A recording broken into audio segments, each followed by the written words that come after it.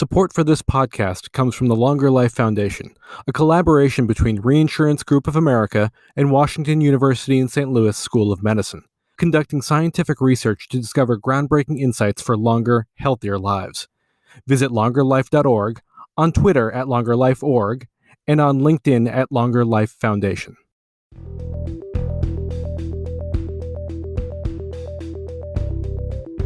Hello, and welcome to the Osterholm Update, COVID-19, a weekly podcast on the COVID-19 pandemic with Dr. Michael Osterholm. Dr. Osterholm is an internationally recognized medical detective and director of the Center for Infectious Disease Research and Policy, or CIDRAP, at the University of Minnesota. In this podcast, Dr. Osterholm will draw on more than 45 years of experience investigating infectious disease outbreaks to provide straight talk on the COVID-19 pandemic. I'm Chris Dall, reporter for CIDRAP News, and I'm your host for these conversations.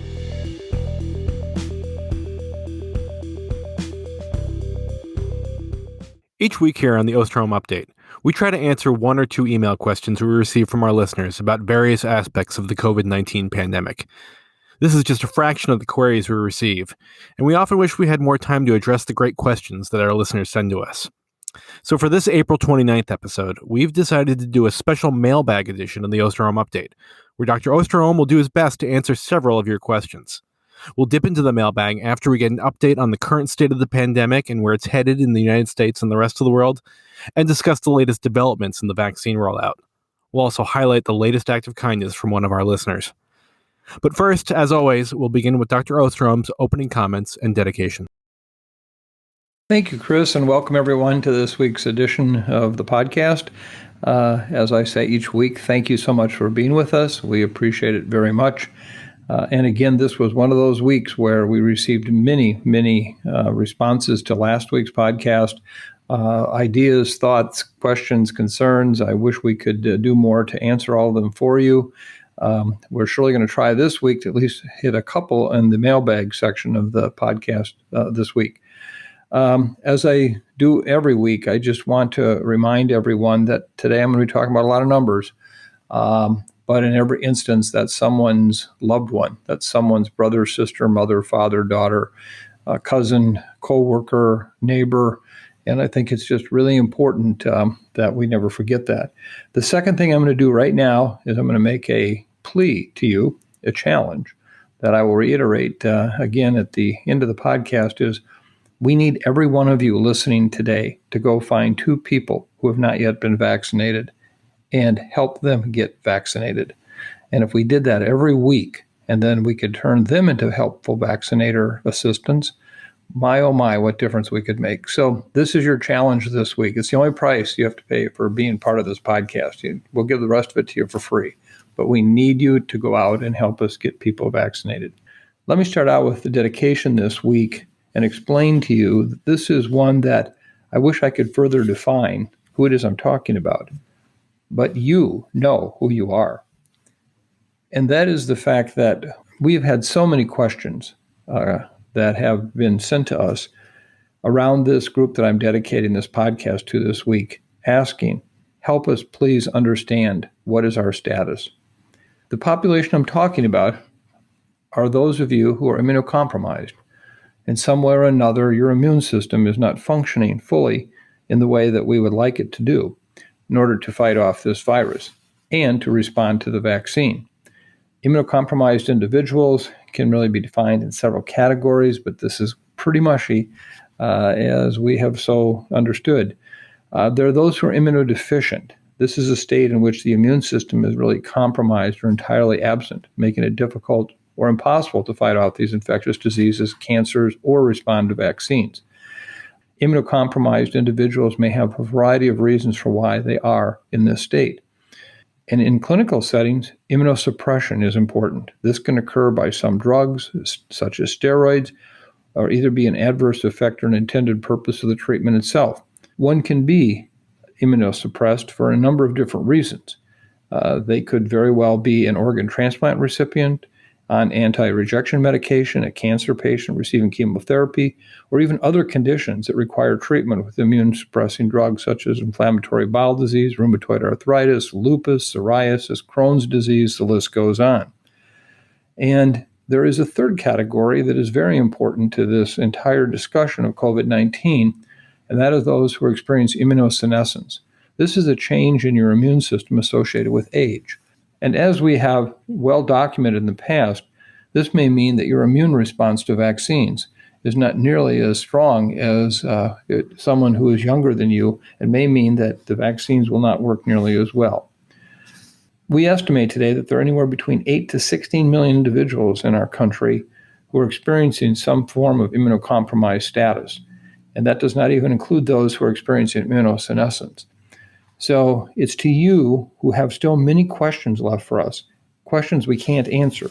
Only now are we beginning to do trials looking at the actual effectiveness of the vaccines among those who are in this category. Vaccine trials have historically excluded those with immune disorders as part of the trial.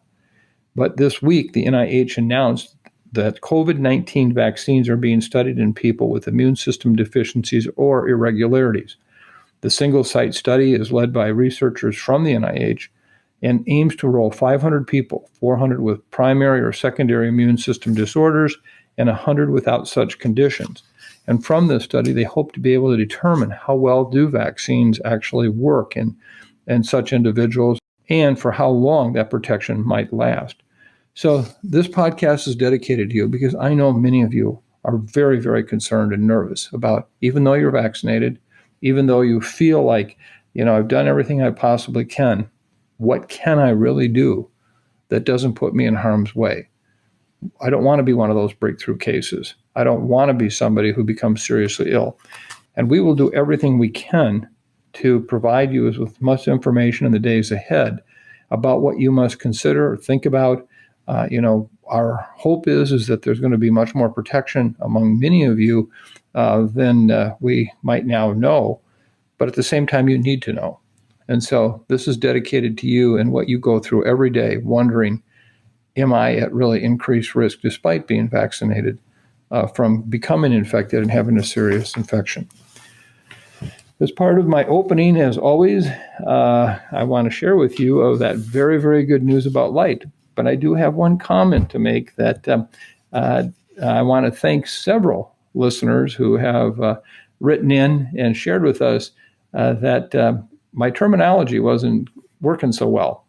And for whatever reason, as much as I knew this to be the case, I kept saying over the recent weeks how much sunlight we've gained since the vernal equinox, which is in fact what happened in March, not the winter solstice, which occurred in December. And I've been giving you the sunlight hours for December. So I want to thank Scott from Illinois, amongst others, who wrote in and said, I think you got that wrong. And they were right. I have been saying it wrong, even though I knew better.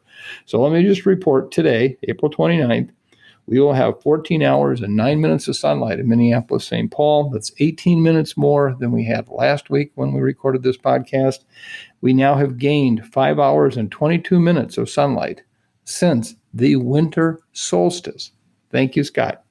And we keep looking forward to more and more sunlight between now and the summer solstice. I also want to offer our support to those in the Southern Hemisphere. We're sending light down to you as best we can. And again, I'm making these deposits in that sunlight bank so you can return them next fall and winter. So thank you again for being with us. We appreciate this very, very much. And to all of those that we dedicate this podcast to today, we're thinking about you. We understand the challenges you have, and we owe you as a scientific community much more information than you have now. Let's start with what's going on in the United States, where it appears that new daily cases have declined nationwide over the last week, notably in some of the states in the Midwest and Northeast that had been in the midst of surges. At the risk of sounding overly optimistic, Mike, is it too early to suggest that maybe the B117 variant isn't going to have as big an impact here as feared? Well, first of all, let me just start out by saying that I will speak with all the certainty I can, but as you'll see from my comments today, there's more uncertainty than there is certainty. The first thing I want to do to start out with, though, is frame for you where we're at in this pandemic per an article that appeared in the New York Times this past week by Denise Liu. entitled How COVID Upended a Century of Patterns in U.S. Deaths. And I just want to share this because this is an incredibly sobering article that I urge all of you to go read. And what it did is it looked at the issue of death rates above and below normal in the United States for a period dating back to 1910, meaning that, in other words, obviously every year you would expect an average number of deaths, some years up, some years down. But what they found in 2020, the United States saw the largest single-year surge in the death rate since federal statistics became available. And that rate increased 16% from 2019, even more than 12% jump that occurred during the 1918 flu pandemic. Think about that. This is more than we actually saw in 1918. And if you look at this article, you'll get a sense for the fact that there were surely more deaths occurring each year back in 1918 because people died younger, higher death rates. We've seen a falling death rate over time. But what happened in 2020 was such an anomaly.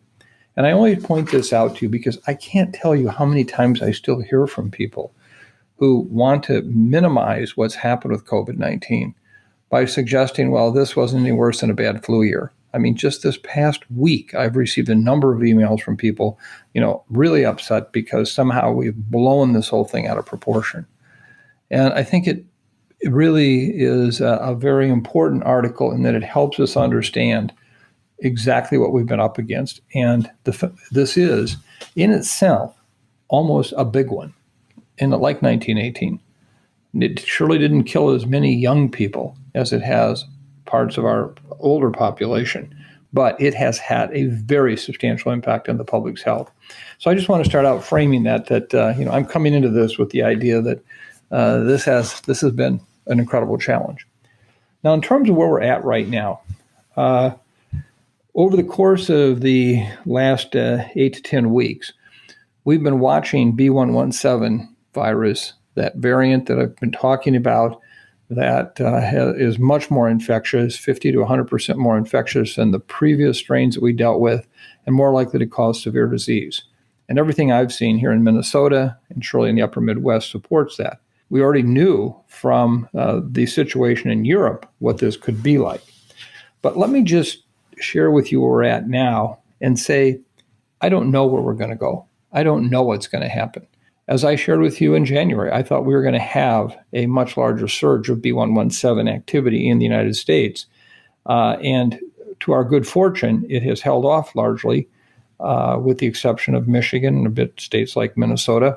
And in the meantime, we have far, far exceeded the rates of vaccination that we had anticipated. Remember, it was just 100 days ago right now that there were challenges by a number of individuals. Could the administration get out 100 million doses in the first 100 days? And some people thought that that was a far, far too aggressive projection. Well, here we are at 200 million doses after 100 days. So we far, far exceeded the delivery of vaccine, which I give great credit to the administration. I give great credit to local and state health departments, to medical care delivery systems, to the private pharmacy networks, the community clinics. All of those groups have really done an amazing job. But let's just put this into perspective where we're at. And what does it mean by this B117 situation? Well, right now, cases over the last 14 days in the U.S. have declined by 20%, while hospitalizations are up 2%, that lagging indicator.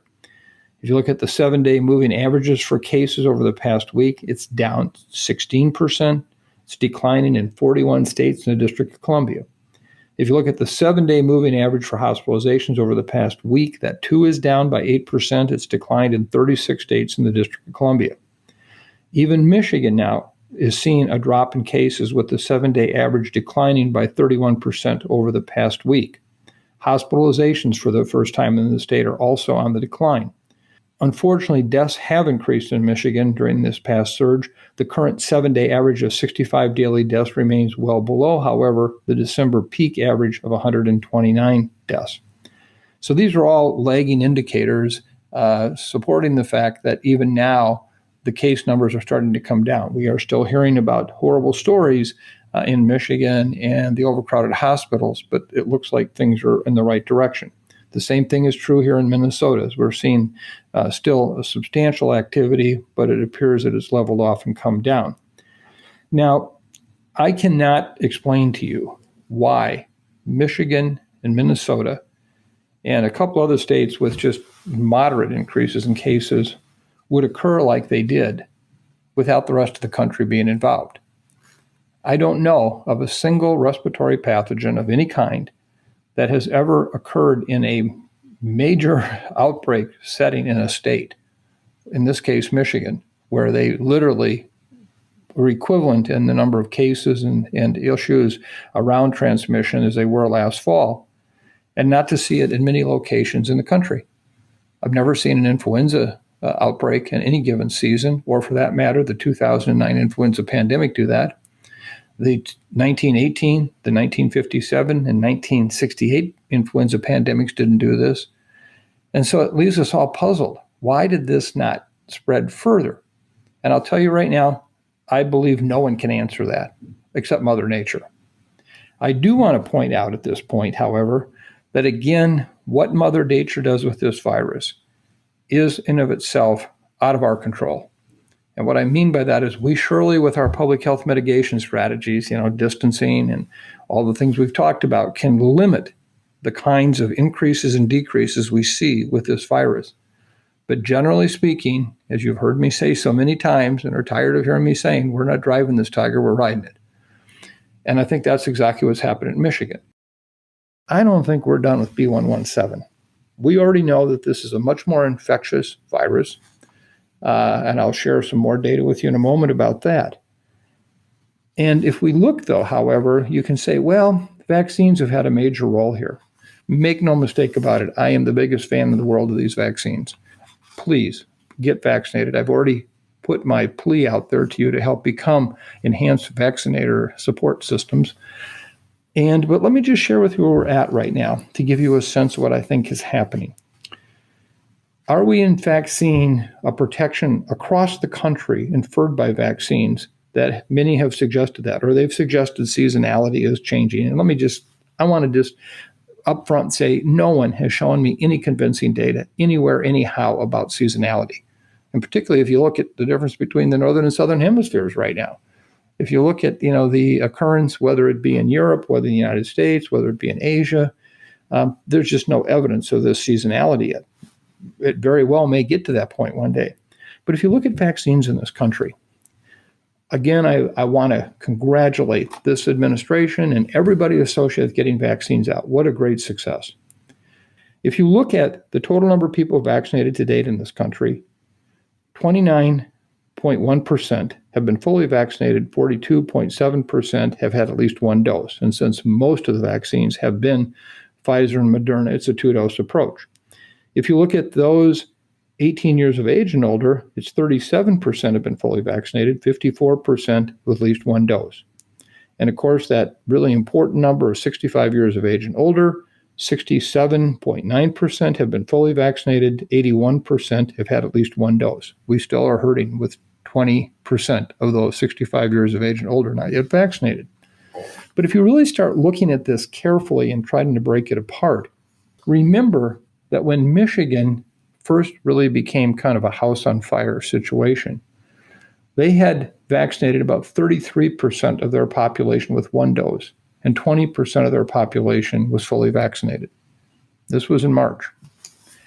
If you look today, we have had some great successes, but even if you take the top 10 states for fully vaccinated, and you look at those with one dose, let me just share this with you. Fully vaccinated, New Hampshire 29%, Massachusetts 34%, Connecticut 37%, Vermont 36%, Maine 37%, Rhode Island 35%, Hawaii 34%, New Jersey 34%, New Mexico 36%, and Pennsylvania 30%.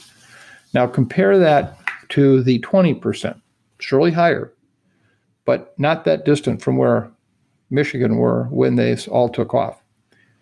If you look at with one dose, this is where they surely shine better. The same states, I'll just read them down quickly: 60, 54, 54, 53, 53, 52, 51, 50, 50, and 48. Now, that is definitely higher than the 33% that Michigan had in late March. But let's go to the states on the bottom end. If you look at the bottom 18 states, their high for one dose vaccination is 39%. And everything else is from there to 31%. Really not significantly different from what Michigan was. If you look at their fully vaccinated, that ranges actually from 22% up to 29%. Not different than where Michigan was. So I know that we are having an impact with vaccination. But what I also am wondering is how much of the lack of activity we're seeing in these states right now is due to vaccination, and how much of it is due to the fact that these trends of surges, which we have no understanding why they occur, actually have also been responsible for that and could change overnight. And so I just want us to be cautious here. I know others will say it's not going to surge. You know, I'm blowing this out of proportion, but you look at the numbers yourself. And when we look at this, we see in so many instances the situation where we do have substantial gaps in vaccination. And what's happening right now is we're watching vaccinations drop precipitously in terms of new vaccinations. For the last 4 or 5 days, we have had more people in this country vaccinated for second dose only, as opposed to first dose, indicating that the numbers are coming down. On April 13th, we delivered 3,384,000 doses of vaccine. On April 26th, we delivered 2,741,000 doses of vaccine, a 20% drop in 2 weeks. And we're continuing to see this vaccine hesitancy, vaccine resistance occurring. And we know with the numbers I just gave you here, we've got some big holes out there yet.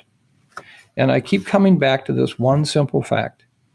If Michigan could have the problem it had with the vaccination levels it had when that problem began to develop, and you look at the holes that we have, particularly in the southern states in this country, if I had to read these states to you, you can tell me, but it's in the bottom number of states. It's basically Oklahoma, Texas, Missouri, South Carolina, West Virginia, Indiana, Arkansas, Georgia, Tennessee, Wyoming, Idaho, Louisiana, Alabama, Mississippi.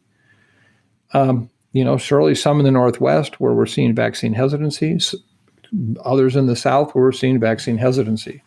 So I just raised this point right now that I think we have to be careful to assume we're done. Looking at the global situation, India remains a house on fire, with more than a week of days with over 300,000 new infections and hospitals across the country running short on oxygen. Mike, is India nearing the peak of this wave, and is India an outlier? Let me begin by just providing perspective on the global update. As I've been sharing with you week after week, the concern that we are going to be hitting the darkest days of the pandemic. And each week gets darker and darker.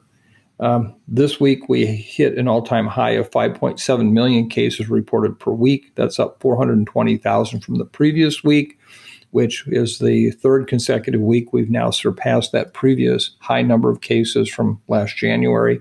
And this number just is going to continue going up. We know that death is a lagging indicator and also one where we're seeing an increasing challenge getting cases reported, as well as the deaths. Hit 88,000 deaths this past week. When we look at what's happening in India, as WHO Director Tedros stated, the situation in India is beyond heartbreaking. I'm going to come back to that because I want to be sure we don't underappreciate the fact of what else is happening in the world with this virus. But right now, India surely is leading the world in the average number of new daily deaths, accounting for about 1 in 5 deaths reported worldwide each day. Of course, that is in part influenced by their large population numbers. And while India's rise in confirmed cases and deaths is already staggering, reports indicate that a very significant number of cases and deaths are going unreported. That has been reported by multiple individuals. I just had an opportunity to have 2 conversations with people in India who are involved with this response, and they've confirmed that.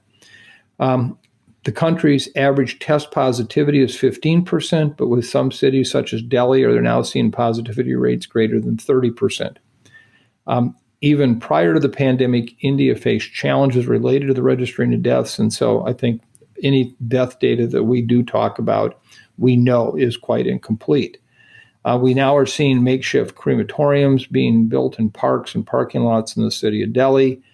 We've had major oxygen shortages, as has been stated over and over again, with at least 2 Delhi hospitals having completely run out of oxygen and death numbers soaring. While we're seeing a crisis in India prompting countries to send supplies and offer support, we've also seen people say it's too late to get vaccine there to really have an impact on what's going on, just as happened with our response to Michigan.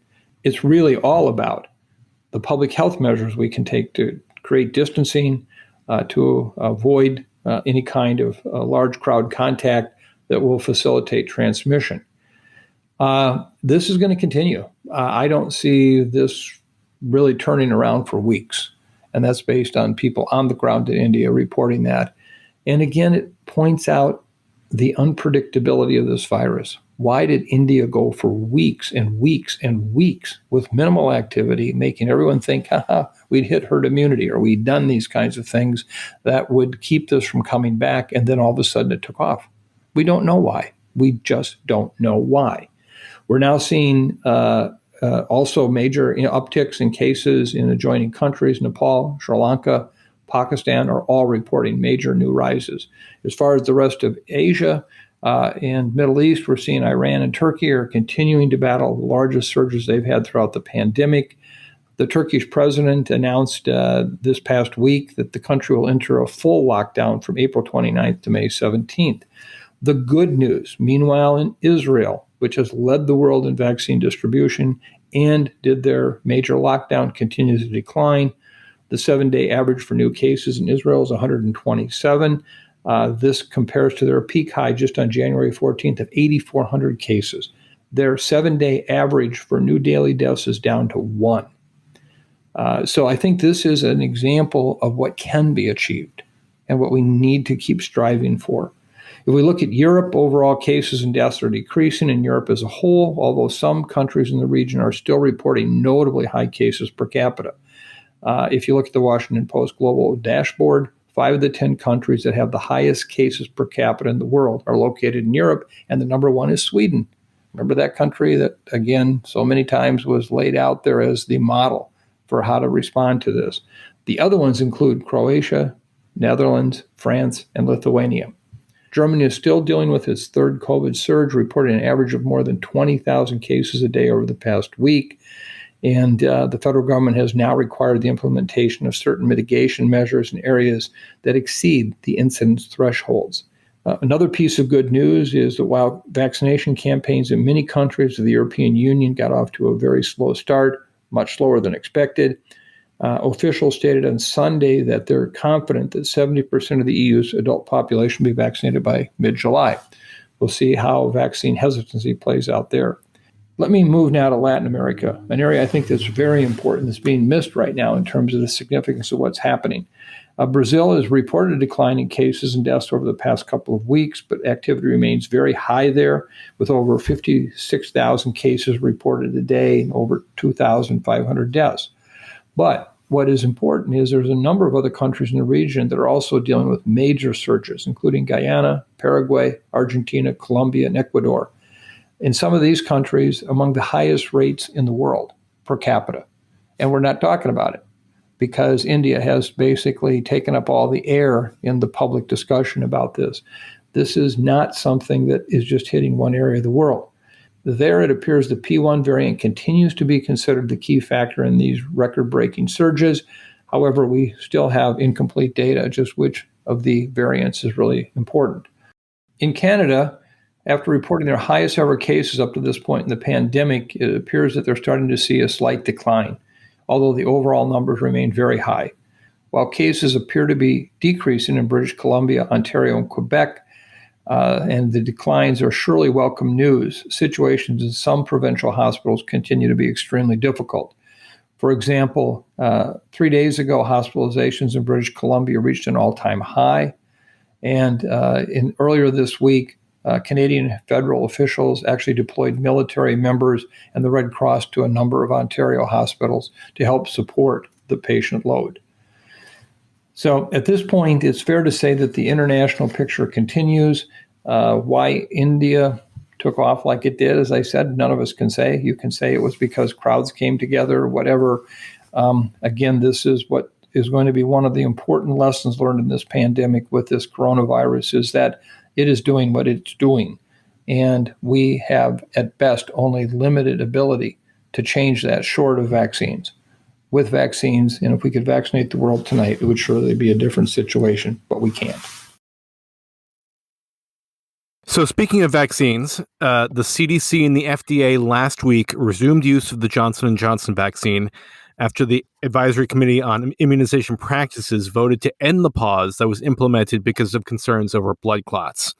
So even though ACIP concluded that the risk of blood clots is very low and that the benefits of the vaccine far outweigh that risk, are you concerned that people are going to be wary of the J&J vaccine and what that could mean for the U.S. vaccination effort? Well, this is going to be a debate that will occur probably for the next several decades. What happened here? And what is the right call made by federal public health officials to initiate the pause? I think everyone can be an armchair quarterback and say you shouldn't have done it because, in fact, you brought the vaccine back. But if we hadn't done it, the question would have been by the public, I think, what are you doing with safety and how do we know that you're really monitoring that? And there's everything in between. Could we have shortened the pause from 10 days to 3 days? Could we have done more to provide guidance after the pause was lifted to make sure that the public knew exactly what we were saying about vaccine, particularly for women between 18 and 49, et cetera. Initial poll data coming out right now suggests that there has been a real loss of confidence in this vaccine in this country. And that's going to be a challenge in of itself in terms of trying to reach people on that single dose approach that we felt was a very important vaccine for that reason. And so we're going to have to wait and see. But we do know that vaccine hesitancy is increasing. Right now, as of last week, more than 5 million, or about 8% of those who got a first shot missed their second doses. And remember, I had all along supported delaying second doses for the purpose of getting more people vaccinated, but always knew that second doses were critical and important to get done. The British data has recently demonstrated that. When we look at why we're seeing vaccine hesitancy, it's a combination.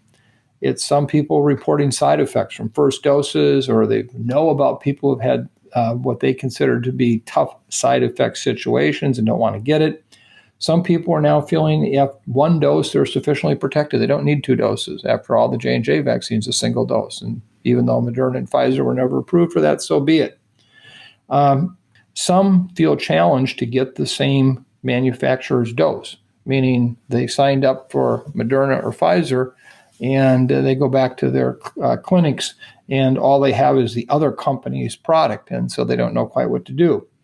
And then, in addition, a number of people feel like it's just a lower risk situation. And, they're right if they actually look at the numbers, and they're just saying, I don't need to get vaccinated now. It's going away, which, of course, I hopefully just a couple of minutes ago persuaded you that it might not have yet gone away, as others have thinks it has. And now, really, all the issues around the politics of this vaccine are coming to bear. We continue to see survey data that supports, in fact, individuals of certain political persuasions, Republican men in particular. We're seeing it in certain socioeconomic status areas, essential workers, et cetera, who are all feeling that this is not something they want to do. They feel like that there's bigger problems with the vaccines than there is with the disease itself. We do have a new CBS News poll that said 6 out of 10 still will get vaccinated that haven't, but 4 out of 10 say maybe or no. It's pronounced in the rural areas of the country. It's pronounced in the southern states. I just went through those data with you, showing you where it is really low vaccination rates compared to other states. And if we don't improve in those areas, I think we are still ripe for more surges of cases. Not at all like they would be if we didn't have vaccine. I mean, if we didn't have vaccine right now, I think we'd really be in trouble. But nonetheless, I think still significant surges can occur. So vaccine hesitancy is going to continue to be job one for us. As I said back in a podcast last fall, to me, this is all about the last mile and the last inch. And fortunately, we did a lot to supply the vaccine through that last mile and get it out to the people. But we still have a lot of work to get that needle in the arm, that last inch, to get this group vaccinated. Okay, so now to our mailbag segment, and we've got several good questions here, so I'll get right to it. The first question is from Matt, and it's a timely one because there was an announcement on this topic from top U.S. health officials this week. Matt asks, there have been increasing calls from many respected epidemiologists for relaxing or canceling the guidelines on outdoor mask wearing. Do you have an opinion on relaxing outdoor mask wearing guidelines? I not only have an opinion, but I very strongly support the action that's been taken by CDC this week. This is something I think that is overdue based on what science we have. And it's one that I think will provide additional incentive for people to get vaccinated. I do think that it's a little bit of a complicated recommendation that I think could be simplified. But let me just give you the gist of it. If you are fully vaccinated now, that means both doses, Pfizer and Moderna, or one dose J&J, you can, without a mask, walk, run, or bike outdoors with members of your household, attend a small outdoor gathering with fully vaccinated family and friends, attend a small outdoor gathering with fully vaccinated and unvaccinated people, small outdoor gathering at that point, as is noted, dine at an outdoor restaurant with friends from multiple households, and attend a crowded outdoor event like a live performance, parade, or sports event where now you still have to wear your mask. All the other ones, you can do it maskless. If you're unvaccinated, then you can still do those first three categories: walk, run, or bike outdoors with members of your household, attend a small outdoor gathering with fully vaccinated family and friends, or attend a small outdoor gathering with fully vaccinated and unvaccinated people. Again, a small outdoor gathering. It would be a less safe, kind of a yellow light dining at an outdoor restaurant with friends from multiple households, and a red stop sign for attending a crowded outdoor event like a live performance, parade, or sports event.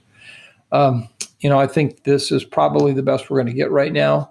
I think the thing I worry about is how it's going to be received by many who are of the mind, I don't want to wear a mask, I'm not going to wear a mask, and others thinking, why are you not wearing a mask? And so we need a lot of education right now. It doesn't just be us public health, quote unquote, experts talking to each other and talking to our public health communities, but how do we talk to the community? We're going to see more and more activity in our communities where masks are not part of everyday life. And it's not a political statement being made at that point. So when I'm out for a walk in a park with my partner and we walk by people, if I don't have my mask on, there's still that possibility they'll look and say, oh, how irresponsible, when in fact the recommendations have changed. So this is great news, and thank you for the question. I hope this was the answer you were looking for. Next, we have Jane, who wants to know when we will know when we have hit herd immunity. Well, let me start out with a provocative answer, and then I'll go from there. We're never going to hit it. We're not going to. Straightforward and simple. What is it? What is herd immunity? It's this term that keeps getting thrown around by so many people. And, and I surely don't want to come off as some egghead epidemiologist, arrogant academician type.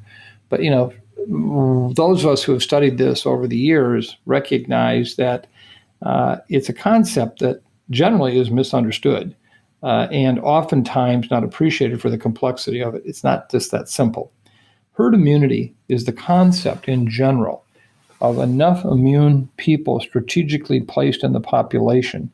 In a sense, it puts an immune rod in the virus transmission reaction. And it varies according to a number of different parameters of the population and of the virus, in this case, as opposed to another infectious agent. So it is also one that is not a stoplight that's green or red. It's one that basically is defined by when transmission drops below an R of 1, meaning the fact that more people getting infected for every person infected, or fewer people getting infected than 1 for everyone infected. And the way you can think of that is you're on the airplane, you're 30 minutes out, and the pilot comes on and says, we're beginning our descent into Minneapolis-St. Paul International Airport. Well, you're dropping the whole time down, but you didn't stop. what we're talking about with herd immunity is when enough people are immune from whatever reason, natural disease or vaccination, that then the number of new cases drops with each successive individual. Now, that's important in understanding this because there are a number of factors that can affect that. First of all, if we look at estimates that had been used before by, I think, some of the really well-informed modelers and epidemiologists, who then basically that information was taken by people who really have never studied this or understand the theories behind it, and suggested it might be 60 to 70%, with basically the model of what we had looked at in transmission last spring and last summer. But then along came B117, where we know this is a much more infectious agent. And I can tell you personally from my own experience in just the last 6 weeks dealing with this issue in kids, this is acting much more like a measles-like virus than an influenza-like virus. With influenza, we know that it's infectious, but not nearly as infectious as measles, which it's estimated we need anywhere from 93 to 96% of the population to be immune, and it's got to be randomly immune through the population to really result in herd immunity. And what I mean by randomly, I have worked up outbreaks of measles right here in Minnesota, where 90+% of the population were vaccinated, protected. But that small several percent all lived in one neighborhood or one housing project. And we had sizable outbreaks of measles, even though we had this entire state vaccinated as well as it was. And so the mixing piece becomes very important. And we've already seen with this disease that there are social networks where the same people go to the same bars or do the same kinds of sports activities or have other social events hang around together. And they wouldn't be the same people that might be hanging around with people who don't go to the bars or who haven't had major social interactions over the past 14 months. And so if we look at this, the consensus among the three people I really most respect in this business is we all agree that this is at least 90% now, at least 90%. Now, take into effect that if with a 90% number we likely need for herd immunity, you first of all have a vaccine that at best is 90 to 95% effective. Remember, 90 to 90% is based on those efficacy studies we do where individuals are selected as not having underlying health problems, really the healthiest of people to participate. And this is where we always get the highest estimates of how well the vaccine works. When we actually take it into the community, we get a thing called effectiveness data, where in the real world, how well does it work? And it's never quite as good as the efficacy data. These vaccines still appear to give us really quite remarkable numbers. So I don't want anyone to be mistaken in that I'm suggesting that these aren't great vaccines. They are, but they're not 95% or more. Over time, we're seeing breakthroughs. I've been somewhat challenged over the past week for what I think has been a bit of a euphoria around the breakthrough data. Number one is with this reporting of a little over 5,000 number of breakthroughs, at first people were shocked and realized, wait a minute, if you're vaccinating millions of people, that shouldn't be a surprise. But first of all, remember, number one, that was not a complete record of who's out there.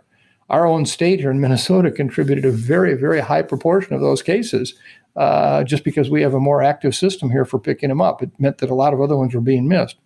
The second thing I think that's important is this vaccine better be acting this well with only 3 to 4 months worth of data, meaning that it's only been 3 or 4 months since most of these people have been vaccinated. What will it look like at 6 months, at 10 months, at 12 months, at 18 months?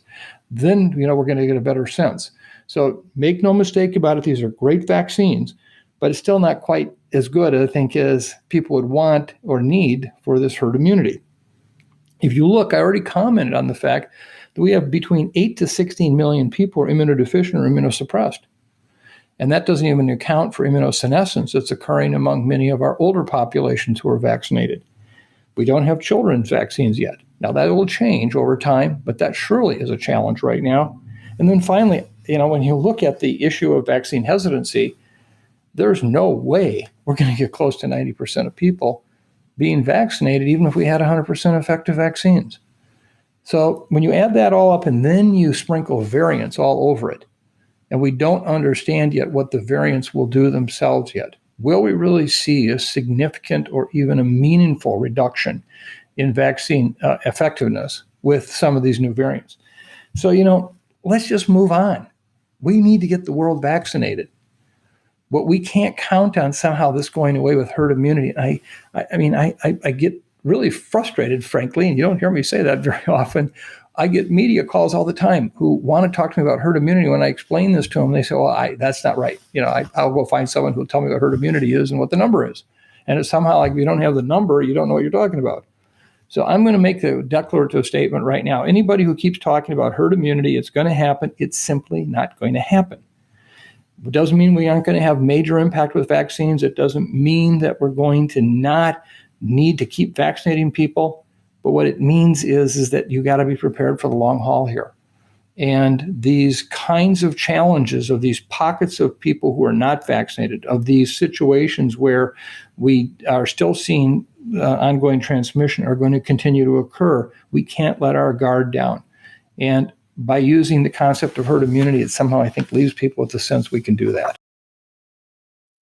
Here's a question about vaccines from Peter. And Mike, you mentioned this a few minutes ago. Peter asks, can people mix the two vaccines safely and get a strong immune response? And I assume he's talking about the two mRNA vaccines, the Moderna and the Pfizer. I assume the same. At this point, we don't know. I personally believe it's likely going to be just fine, but we need the data. And so I would tell everyone to wait. And let's get the information. There are studies ongoing right now looking at the mix and match combination. In the meantime, however, if you need your second dose and you can't remember what you got and you don't have your record anymore and no one can seem to find it, or you are in a place where the only access you now have is to the other vaccine and you want to get vaccinated, I would say go ahead and do it. The ACIP and the CDC do not recommend that yet. I would surely not recommend it as standard course, but I think in the end we're going to be okay if you're mixing and matching mRNA vaccines. And so we'll have to wait and see. But I definitely would not go without getting your second dose for that reason. Here's another vaccine question from Bill, who writes, my wife, daughter, son-in-law, and I will all soon be fully vaccinated for COVID-19, but our 4-year-old grandson will not be vaccinated. Can we get together as a family, indoors and unmasked? I worry about the B.1.1.7 variant and its impact on children. I really want to pick my grandson up and carry him around, but I don't want to put him at risk. What can we safely do? Well, I think this is an interesting turn of events here. I think it's much like when you have your mobile phone and you're taking a selfie versus taking a distance shot or something where you're basically turning the screen around. I hate to say this, Bill, but you know what? My concern is not you transmitting to your young grandson. It's potential if you were in daycare or preschool being infected in your presence, meaning that I have confidence your vaccine will likely work. But right now, when you look at transmission in the community, you're not the one posing the risk to your grandson. He's posing it to you. So having said that, I would still feel very confident and comfortable with you all being vaccinated. The chances of him infecting you are extremely low. Can't say it's zero. But I wouldn't worry about you in transmitting the virus to your grandson at all.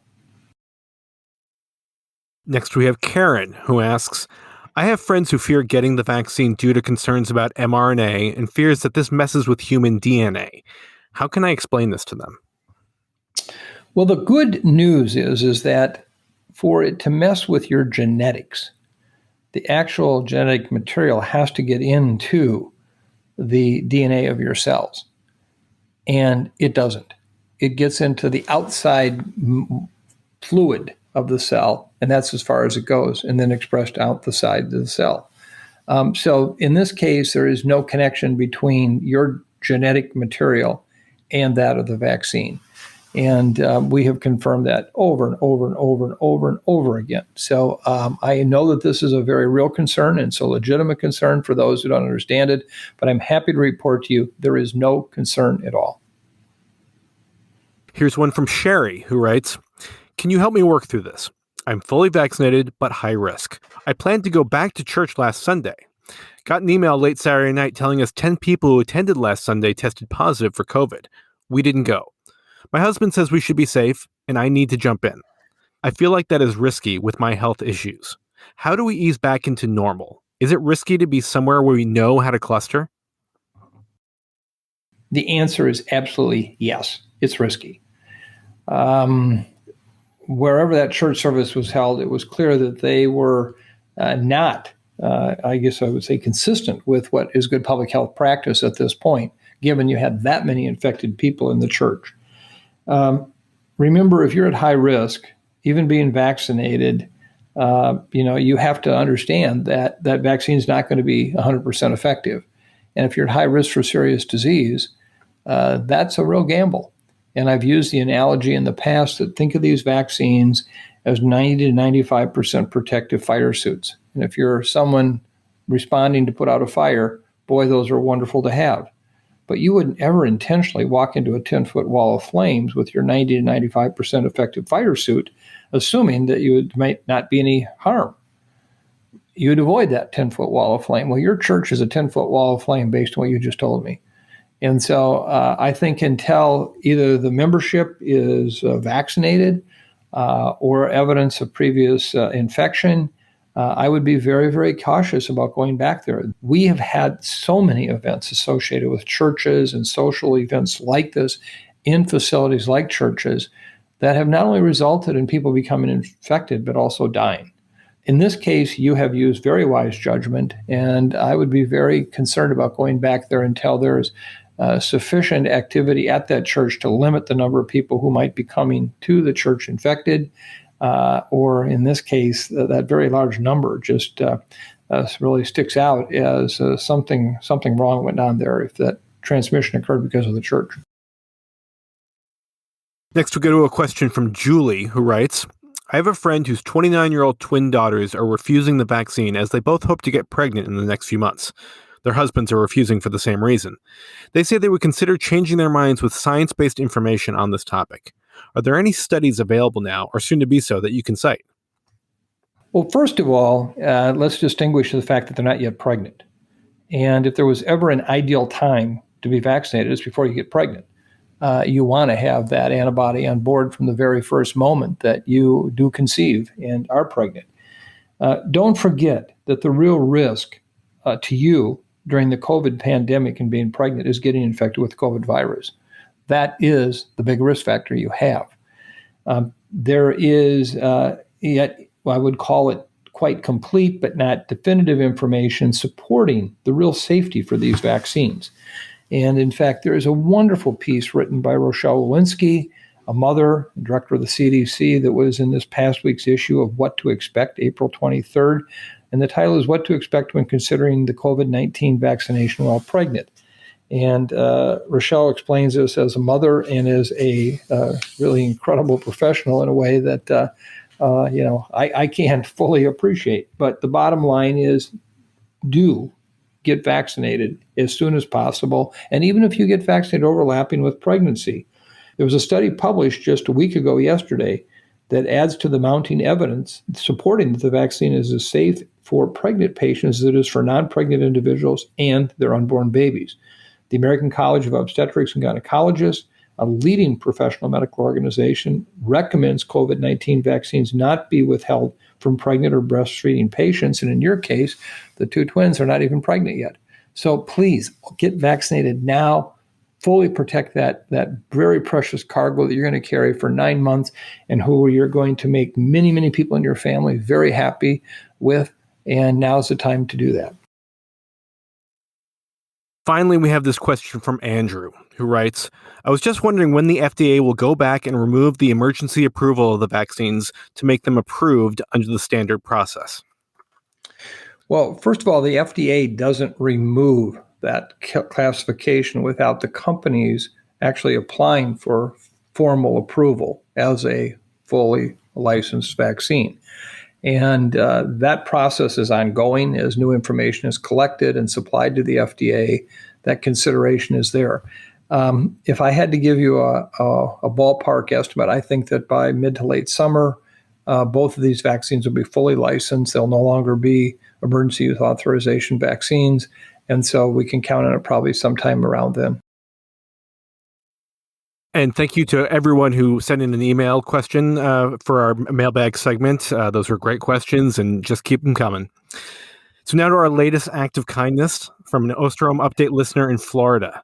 This one involves kids, which I know always brings a smile to your face, Mike. Can you share it with our listeners? I can, and I'm very happy to do so. This is from JC, and she's writing about her daughter in a very special act of kindness. Good morning. For a pandemic act of kindness, I'm writing to you about my daughter, Sydney Rose, age 14. When the pandemic first took hold, Sydney was greatly concerned about her uncle, who is an anesthesiologist working on the front lines intubating COVID-19 patients at an area hospital. Sydney rightfully sees her uncle and the entire hospital team as people taking great risks every day, making them some of the many heroes of the pandemic. Sydney decided to call the hospital and find out if it would be okay for her to send letters of appreciation to the hospital team to hopefully bring smiles to their faces. The hospital was very receptive to the gesture and told Sydney to please send the letters. Sydney is a very artistic child, and once the idea was approved, she spent days preparing her own art, saying thank you to everyone at the hospital. Sydney sent off tens of carefully crafted drawings to the hospital team, including maintenance people, hospital administrators, the staff, the nurses, and the doctors. However, she did not stop there, as Sydney wanted to make her mission of gratitude an idea in which others could share. So Sydney came up with the name for a campaign of thanks, which she called Letters to Heroes. She took the program to her school. The students at Sydney's school stepped up and helped in the campaign, resulting in hundreds of letters being sent to those most deserving heroes. Sydney did all of this while dealing with serious health challenges of her own and developed during the pandemic. When Sydney makes up her mind to do something, she is a force to be reckoned with. Her wish to show appreciation for the medical personnel on the front lines was a focus that led to a viral campaign and a great showing of community appreciation. She showed an example of compassion and caring for her community in a time of struggle by helping children to say thank you and allowing hospital staff to see the difference they make each day. Thanks for your consideration of Sydney Rose for the pandemic act of kindness. JC. Thank you, JC, for this incredible act of kindness. Please extend to Sydney Rose our deepest gratitude and respect for what she did. What an act of kindness. And I must honestly say, she sure has a wonderful parent, too. And just a reminder to our listeners that if you want to share your pandemic act of kindness with us, please email us at osterholmupdate@umn.edu. Your closing thoughts today, Mike? Thank you again for spending this time with us. As I say each week and say sincerely, I realize you have many, many potential sources of getting your information on the pandemic, and so we appreciate you being with us. I also just want to reiterate a point I made earlier about please help us get more people vaccinated. I want all of you, if you would, as your act of kindness, your act of commitment, to talk to those around you, people who may be reluctant or hesitant to get vaccinated, and to do what you can to help be maybe that motivating moment that will move them forward. I also hope you heard today, one, that these vaccines are remarkable. And while they're not perfect, and they're surely not getting in everyone's arm, they're the best get-out-of-jail card we have for this entire pandemic. And so I come back to the fact over and over again, this is about 2 doses. We got to get 2 doses in. The J&J vaccine, if you take that, the 1 dose is fine. The other thing I hope you heard today was in my discussion of what is happening right now and what might happen in the future, that you take that with the dose of humility that I meant it to be shared with. I don't know. And that's nothing worse than wanting to share information that's useful and helpful, and the only answer you have is, I don't know. But I'm telling you that this virus is one that is doing what it does in a way that we as humans yet have really fully understood. And we'll find out over the course of the next days and weeks and months and even years what its plan is for us and what we can do about that plan. So I just take that, you might say, 2 doses of vaccine and 1 dose of humility. And it's one thing, though, that I want to close with in that regard. We can't stop right now. We've got to keep doing what we're doing. We got to keep taking this thing on, whether we're in India, whether we're in Latin America, whether in the United States, wherever. And so I picked one of my very favorite songs of all times. This is a song written by Christy McVie in 1977, a member of Fleetwood Mac, and sung by her and Lindsey Buckingham. It was on the 1977 album Rumors. It got to number 3 in the Billboard singles in October of 1977. The song is Don't Stop. If you wake up and don't want to smile, if it takes just a little while, open your eyes and look at the day. You'll see things in a different way. Don't stop thinking about tomorrow. Don't stop. It'll soon be here. It'll be here better than before. Yesterday's gone. Yesterday's gone. Why not think about times to come and not about the things that you've done? If your life was bad to you, just think what tomorrow will do. Don't stop thinking about tomorrow. Don't stop. It'll soon be here. It'll be here better than before. Yesterday's gone. Yesterday's gone. All I want to see is you smile, if it takes just a little while.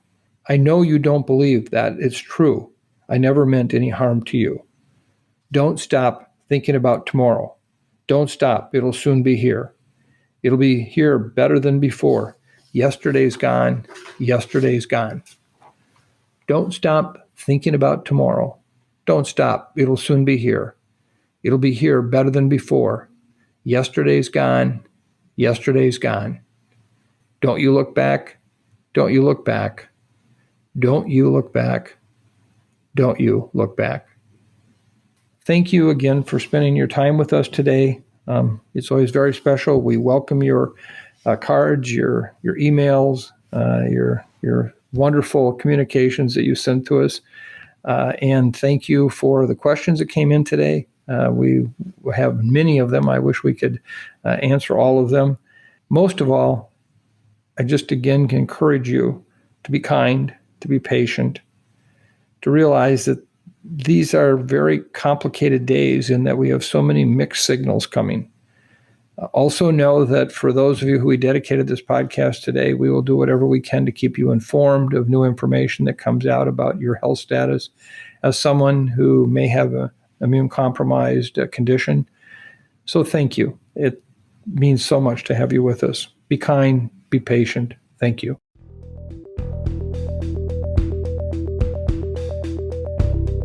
Thanks for listening to this week's episode of the Osterholm Update. If you're enjoying the podcast, please subscribe, rate, and review.